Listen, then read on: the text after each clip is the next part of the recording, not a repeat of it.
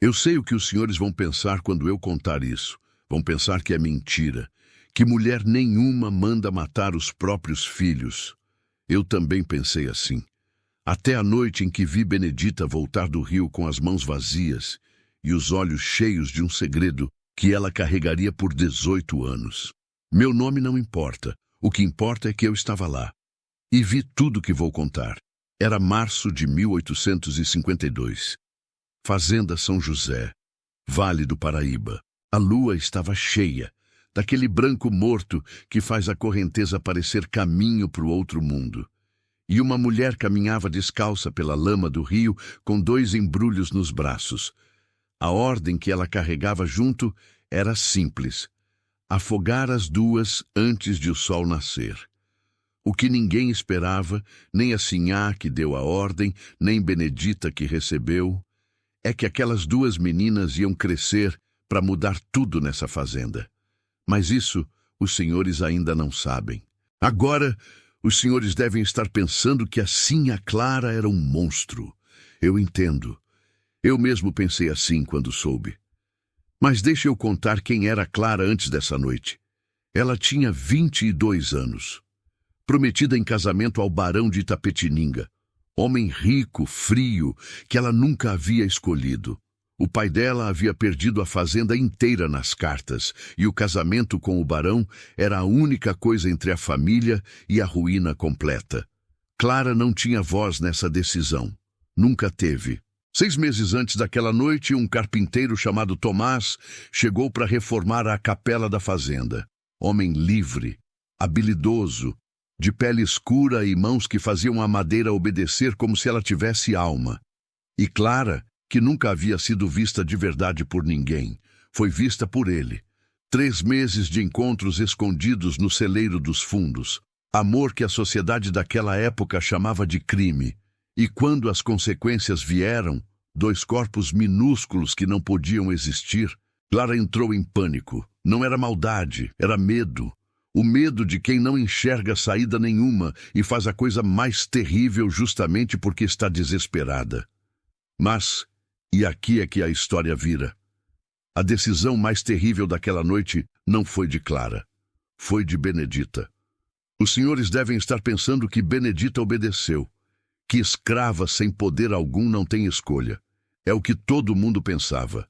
É o que a própria Benedita queria que a Sinhá acreditasse. Na margem do rio, ela ajoelhou na lama, abriu os panos e viu 2 rostos idênticos, a pele clara da mãe, os cabelos crespos do pai, olhando para ela como se já soubessem que o mundo não as queria. Benedita ficou parada um tempo que ela nunca soube dizer quanto foi. Depois tirou do bolso um retalho de pano vermelho, da saia da própria mãe, morta de tanto trabalhar no sol. Amarrou no pulso esquerdo de uma das meninas e fez uma coisa que não estava no plano de ninguém. Mergulhou uma das bebês na água, rápido, só o suficiente para molhar, e tirou imediatamente.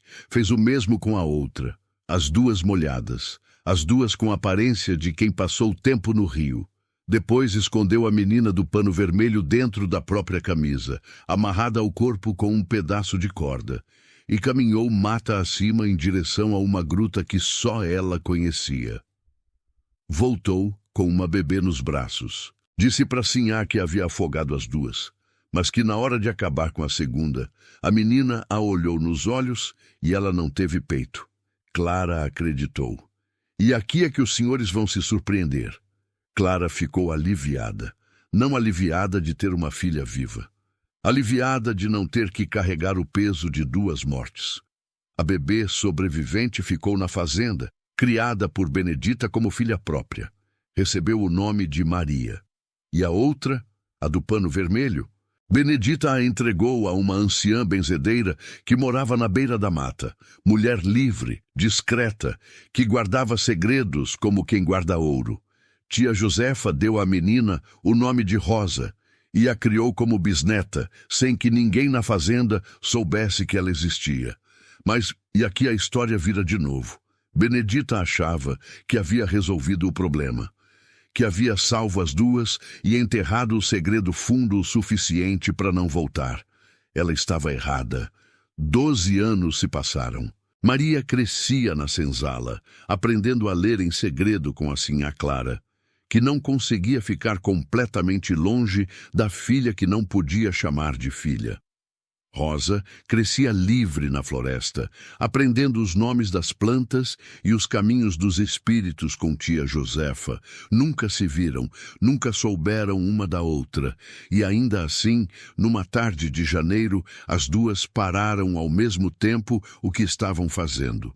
Maria estava no jardim da casa grande quando sentiu, não pensou, sentiu, uma falta devastadora de algo que ela não sabia nomear.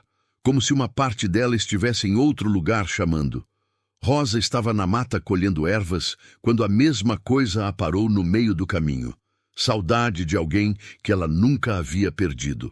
Josefa viu Rosa chegar perturbada e disse, sem espanto nenhum, "Chegou a hora, menina." Na fazenda, Benedita viu a mesma perturbação em Maria e soube que o segredo havia ficado pesado demais para uma pessoa só carregar. Numa noite quente, ela levou Maria para o escuro longe da senzala e contou tudo. Maria ouviu sem uma palavra até o fim. Depois perguntou com voz que mal saía da garganta, "A sinhá Clara é minha mãe?" Os senhores devem estar esperando que Maria ficou com raiva, que quis confrontar a mãe, cobrar os anos perdidos, exigir explicação. Não foi o que aconteceu. Maria chorou, mas de alívio. Tantas coisas que nunca fizeram sentido, fazendo sentido de uma vez. Os olhares longos da sinhá, a atenção que não combinava com a posição de escrava, as tardes na biblioteca. E na manhã seguinte, ela pediu uma coisa só para Benedita. "Me leva até minha irmã." A caminhada até a cabana de tia Josefa foi feita em silêncio. Quando Maria chegou na porta e Rosa saiu para ver quem era, nenhuma das duas falou. Ficaram paradas, olhando uma para a outra. Os mesmos olhos, a mesma curva da boca, os mesmos cachos rebeldes, os mesmos gestos aprendidos em lugares completamente diferentes. Benedita conta que ficou com medo de respirar forte demais e quebrar aquilo. Depois, sem que nenhuma desse o primeiro passo, as duas se moveram ao mesmo tempo e se abraçaram. Tia Josefa, da varanda, acendeu o cachimbo e não disse nada por um tempo comprido. Depois murmurou para si mesma, "Os orixás sabem o que fazem." Nos meses seguintes, as irmãs se encontravam sempre que podiam. Maria ensinava Rosa a ler. Rosa ensinava Maria a escutar o que a mata diz. Eram diferentes em quase tudo, mas juntas tinham uma força que nenhuma carregava sozinha. E os senhores devem estar pensando que a história termina aqui. Família reunida, segredo revelado. Fim. Mas faltava uma pessoa. O homem que havia amado Clara e perdido tudo sem nunca entender porquê. O homem que nunca soube que tinha filhas. O homem que voltou à fazenda São José 16 anos depois, e foi a causa do maior confronto que aquelas paredes já viram. Tomás havia prosperado, pequena propriedade, trabalho respeitado, dinheiro guardado, mas uma ferida que nunca fechou. Clara havia lhe dito que o bebê nascera morto. Ele acreditou porque não tinha motivo para duvidar. E foi embora carregando uma dor que ele nem sabia nomear direito. Luto de filho que nem chegou a conhecer. Quando o rumor chegou até ele, uma jovem escrava na fazenda São José, tratada com atenção estranha pela sinhá, com a idade exata que a criança teria, ele não dormiu por 3 noites. Na quarta, arrumou as ferramentas e voltou. Quando viu Maria pela primeira vez, parou no meio do caminho. Não precisou de ninguém confirmar nada. Ela tinha os seus olhos, o seu sorriso, a forma das mãos. Benedita, cansada de 18 anos, contou a verdade. E aqui os senhores vão se surpreender pela última vez nessa história. Ela não contou sobre uma filha, contou sobre 2. O que aconteceu dentro de Tomás naquele momento, ele nunca conseguiu descrever com palavras. 18 anos, 2 filhas, crescidas sem o pai, por causa de um segredo que ele nem sabia que existia. Ele foi até a casa grande com uma raiva que mal cabia no corpo. O confronto com Clara aconteceu na biblioteca numa tarde de chuva fina. Ela empalideceu quando o viu entrar. Ele disse tudo o que havia guardado por 18 anos. Ela não negou nada, disse que estava com medo, que estava desesperada, que havia feito a coisa mais errada da vida dela e que pagava por isso toda noite quando fechava os olhos. Tomás ficou em silêncio por um tempo comprido. Depois disse: "Você tinha a escolha, sempre teve. Você podia ter fugido comigo." "Eu sei", ela respondeu. "E não tem um dia que eu não pense nisso." Foi nesse momento que Maria entrou na biblioteca. Viu o desconhecido, viu assim a Clara com os olhos vermelhos e sentiu, sem precisar de explicação, o que estava acontecendo. Clara fez o que devia ter feito 18 anos antes. "Maria, esse é Tomás. Ele é seu pai." O abraço entre os dois durou mais do que qualquer palavra poderia durar. E quando Maria finalmente se afastou, ela disse: "Tem mais uma coisa, meu pai. O senhor tem 2 filhas." Tomás construiu uma casa com as próprias mãos. Em suas terras, cada viga colocada como se fosse pagamento de dívida com o tempo perdido. Clara comprou a alforria de Maria, depois a de Benedita, a mulher que havia salvado tudo quando ela não teve coragem de fazer o certo. Benedita escolheu ficar perto. Construiu uma casa pequena ao lado da de Tomás e passou o resto dos dias vendo as filhas que criou viverem em liberdade. As irmãs não pararam. Maria abriu escola dentro de casa, ensinando quem a lei proibia de aprender. Rosa tornou-se a curandeira mais procurada da região, sem cobrar de quem não tinha.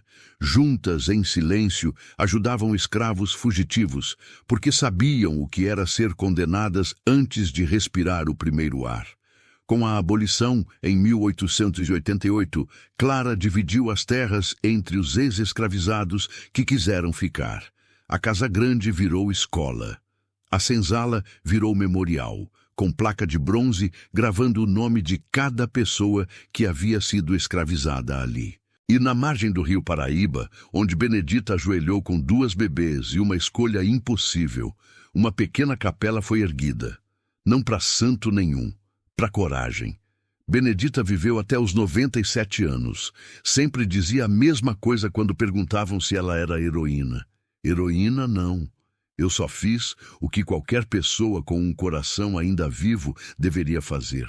Escolhi a vida quando me mandaram escolher a morte. Não tem mérito nisso. Deveria ser o mínimo. Rosa morreu aos 81.